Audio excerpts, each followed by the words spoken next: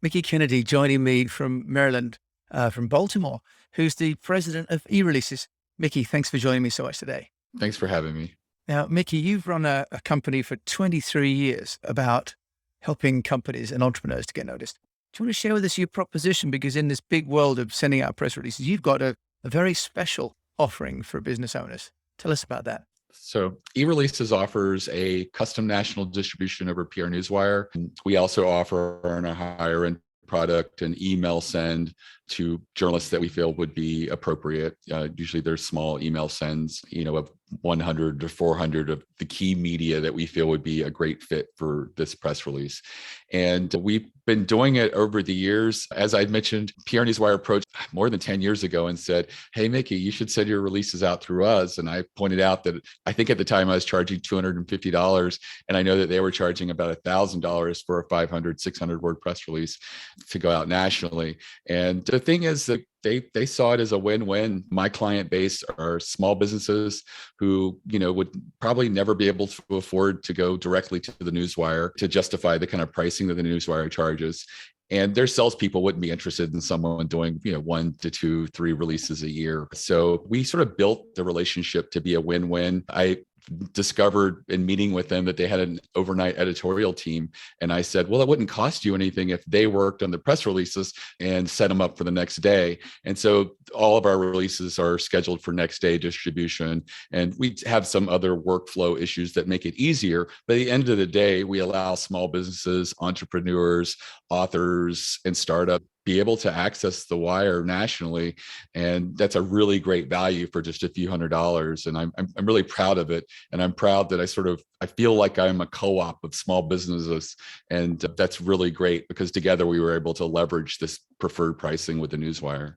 Yeah, I think that groupage is brilliant because having sent out press releases on behalf of clients, newswire is more like $1,000, $2,000, isn't it? So Right. at 250 to 350, what are you doing there, Mickie? Are you sort of culling the irrelevant media in their list? Is that part of how this is happening? Because one of the issues with PR Newswire is if you're a smaller company, maybe 70 or 80% of the list is unnecessary.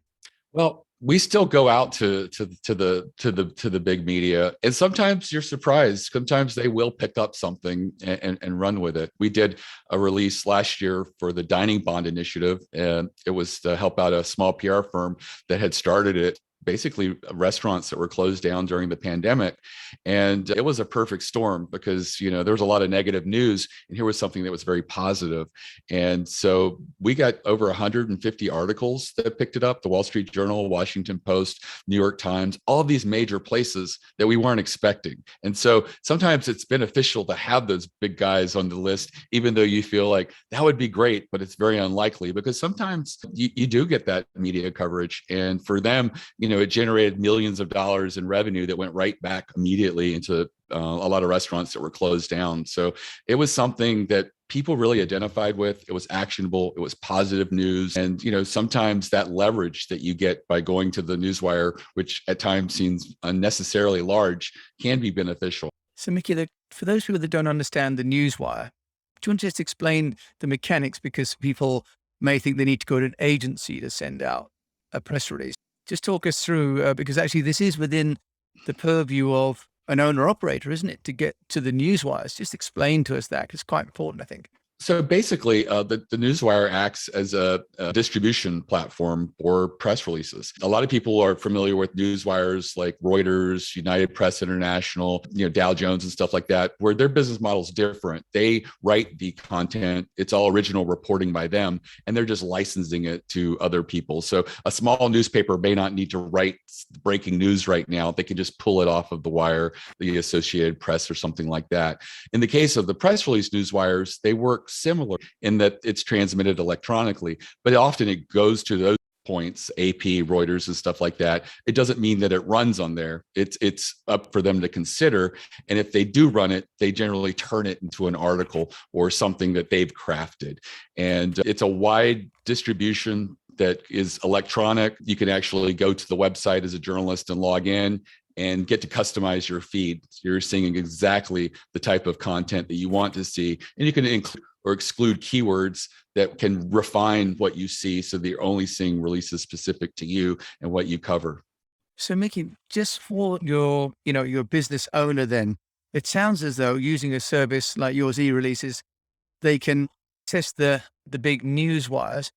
How does that, if you like, does it complement or substitute the work they might be doing on their social media channel? Right. I would say that it complements. For example, when you issue a press release and it goes out over the wire, there's no reason you can't then also share it with your social media, a link to the press release. Also, you get earned media as a result of the press release. There's no reason you can't share those articles with your own people as well. I always tell people to, take the earned media that you get, the snapshots, the PDFs and things like that, and record that, but also put it on your website. It's a huge credibility boost. If I'm on a website and I'm like, I've never heard of this company, are they legit? And I see that they have a series of press releases, I know that's too much effort for a company that's, a scam company or something like that. My guard goes down. I feel more comfortable with that. And the same thing with, other types of people. It could be your vendors, your suppliers, your partners, also communicating with them as you have newsworthy announcements, sharing the press release, sharing the earned media that you get as a result of that. You have leads in your pipeline, so share with them, when you get earned media, because it is an implied endorsement that happens when a journalist writes about you. One of the things that my customers often tell me is, I may not get a huge amount of traffic when I do get earned media, but generally when they come, they convert, they click. Oh, how And interesting. Right. they just buy. They're not opening a new window and say, can I get this cheaper on Amazon or some other website? They're looking to do business with the company they read about and have this goodwill and this warm feeling about. So they're really great customers. They're generally very loyal, and they're what people are looking for in an optimum audience. I've actually had customers who did so well with that they sent pay-per-click traffic to the article, not to their website, but to the article, knowing so many people would convert. And they said, I can't retarget that traffic because they're not on my website. So we're not, giving them a pixel or something like that. But still, it's worth it because the people that read the article, they tend to buy. And so that's just one thing to keep in mind when you are doing earned media, is that it does create this sort of, and it does create this opportunity in which a person who discovers you wants to do business with you. Mickey, I hadn't thought of that before. So thank you for sharing that idea that you'd actually buy ads to go to the official online media Right. as opposed that sort of, what would you call that, sort of off funnel, I suppose, would it be? Yeah, I think you would consider it definitely off funnel. But at the end of the day, if that article does such a great job of introducing you to a company, their service or product, and it has the legitimacy of being a third party, it's not a paid sponsorship or something like that, it can do really well. And what about the follow up? Because sending a press release through your service, e-releases, obviously the journalist understands and knows your email address, which is one of the principal problems when people kind of just find the name of a journalist and send, and the journalist doesn't know who they are, right? So they Right. have no credibility there. So they know who you are already. What about the follow up? Because journalists, as you know better than I, get hundreds of press releases, certainly a week, if not a day, some of them.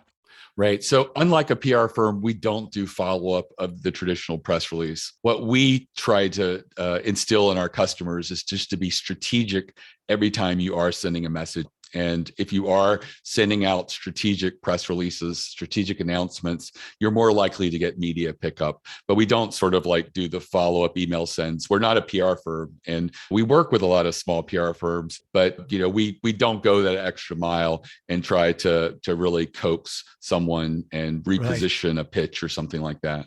So, Mickey, when you say a strategic release, you know what that means, but what does that mean to, people like me who may not know exactly what you mean by that as opposed to a press release? Right. So I say a newsworthy press release. And for example, during the pandemic, looking at my customers that get favorable media outcomes, sometimes it's a one-off, but I also have clients that get media coverage almost every single time they do a press release. And, one that I saw was the survey or study. I have one client that does 30 to 40 surveys a year They Wow. cover lots of little niches, and they profile companies in each niche. And there's sort of like a platform where people go and find information about different companies. For example, who's got the best scanning software, who's got the best accounting software, Right. They're like and a things like that. Capterra, sort of a Capterra styles website. Exactly. Yeah. And so they do press releases on each little area. So they might do one about accounting, and they will do a survey of people in that industry, bookkeepers, CPAs, accountants, and stuff like that, and they will determine what is really trending right now, and they'll make sure that that industry's temperature, and it's very specific, and they do really well. They usually get between 8 and 14 earned media articles every time they do a press release on one of these surveys or studies. That's something anyone can do. And I've actually coached a local auto repair shop in Pennsylvania that was looking to get in auto industry trade publications because, long story short, their website went down. It was through the yellow pages that they got the domain name, and it went dark. So they got a new domain name, and it had no links to it. And an SEO guy says, if you can get auto industry publications linking to you, it's the quickest and easiest way to start ranking. And so they came to me with that as their goal. And I said, you're not newsworthy. You're going to have to become the news by doing a survey. And always suggest when you do a survey to throw one or two oddball questions towards the end. And in their case, the question was, what's the strangest thing a customer left in their car while being repaired? And it was just an open field where they could write a sentence or two. We sent it to other auto repair shops. It's very easy. They thought that would be the stumbling block. And we just reached out to the first trade association of independent auto repair centers. And it turns out there's like 400 of these different auto repair trade associations out there. Some of them are regional, some of them have all these other alliances. So we just picked the one of the smaller ones and asked them, and 800 of their members responded in the survey. No way. It was the question that we asked was out of left field, which really had no statistical evidence in it because every response was a different response. We just curated what we thought were the most interesting ones. And those were the ones that got in stories and articles. 10 auto trade publications picked it up, numerous newspapers, including their local newspaper. And I had warned them that your customers would never see this, but their goal was different. It was to get those auto trade publications. And it did very well. Within 3 months, they were ranking #1 with the new domain name, and they had all those articles that what linked back to them, which helped them and gave them a lot of credibility. And their own customers came in and said, that was really strange, that story, a boa constrictor, grandma left in an urn in the back and they had to retrieve it for memorial service. Just little quirky stories that people like. People at the end of the day, it's all about stories and about communicating and creating something that an audience would be interested in reading more about. And if you take it as the journalist is a gatekeeper and write content to sort of help them do their job of passing along really great information to their audience, that's the secret sauce. And so many people are writing saying, this is important to me. I want to promote this product or service, and I'm making it very me-centric. And you're not really coming across with something that would be captivating or really interesting to someone to read about or learn more. Mickie, that's a fabulous case study. And, one of the things that we talk about in the SPPR program is it's not about you, it's not about your company. It's about what your customers and the marketplace is doing. And then you're facilitating the conversation, aren't you, really? So that's a wonderful, wonderful example. And Mickie, you're an entrepreneur, 23 years, so hats off to you for running a business for that long. How have you got your own business noticed? I think for me, we do a lot of pay-per-click advertising among people who are in the buying process of a press release. We also are out there doing blogging and communicating and talking about the subject matter. I'm doing interviews like this one where I'm talking to a lot of podcasters and their audiences about press releases and the value of it. These are all things that I do. I get articles out there and placed in the media as well. And so anything that can sort of get me out there, I'm making myself available to. I utilize social media don't feel that it's a huge driver of all this, but I do feel like it's a necessary piece in the puzzle that sort of supports and links and, can help, interact with all these other forms that we do, including email. I find very important as well. So I do have a lot of quick start guides and things that I give away so that people can, join and learn more, and I can build a relationship with them. Yeah, I saw that, Mickie. You've got sort of PR 101 and you've got video instructions and so on. So, in fact, very little about, in a way, what you do, but more about how you're helping everybody that might be interested in your services. So, in terms of when you look at the social media versus, let's say, the earned media, are you using earned media yourself as well for those links into your own business? I am. I do try to, I target mine a little more specifically, where I offer to write or author an article for an actual publication and make it specific to them. So it's a lot more work, but I'm able to craft a message that's a lot more relevant for my audience and to get it out there to some key publications. It's probably, most of them are probably less recognized as a news source, but they're more of, there's a lot of business strategy websites and places that people go that for resources. And so I want to be one of those resources on those pages. So I make content available and get that placed there. Mickie, that's fantastic. And then if you want to find out about you, Mickie Kennedy in Baltimore, how can they do that? Because it's a really great service that you're offering. Those sort of prices to get to those media with those kind of results, it's exceptional. Sure. So So tell people how they can find you. just visit ereleases.com. All my social media is on the lower right, including my personal LinkedIn. That's usually a great way to interact with me and talk with me. It's just the flow of it works very well, and I find that it's more business related as opposed to Facebook or something like that. And if you interact with our website or give us a phone call, the only people you'll speak with at eReleases are editors. We have no salespeople, so level with you if they feel we can be helpful. They can walk you through the process of drafting a release or something like that. And we sort of hold people's hands through the process, because a lot of people will do their first press release with the eReleases, and we get them to see the idea that one press release is part of an ongoing PR campaign, and then how to be more strategic to do continued press releases on subject matters that are more likely to get media pickup. Mickie, I am going to ask you then that one last question, because people ask, how often should they issue a press releases? In your position, I can't think of anyone better to ask. One off is plainly not enough. No. So I always say, if you're going to test press releases and see if they work, do at least a PR campaign, which is usually 6 or more releases. Generally, you will have a good understanding at 6 to 8 releases of trying different strategic messages. Did any of them resonate with your audience? Did you get inquiries? Did any of those inquiries lead to earned media, actual articles being written about you?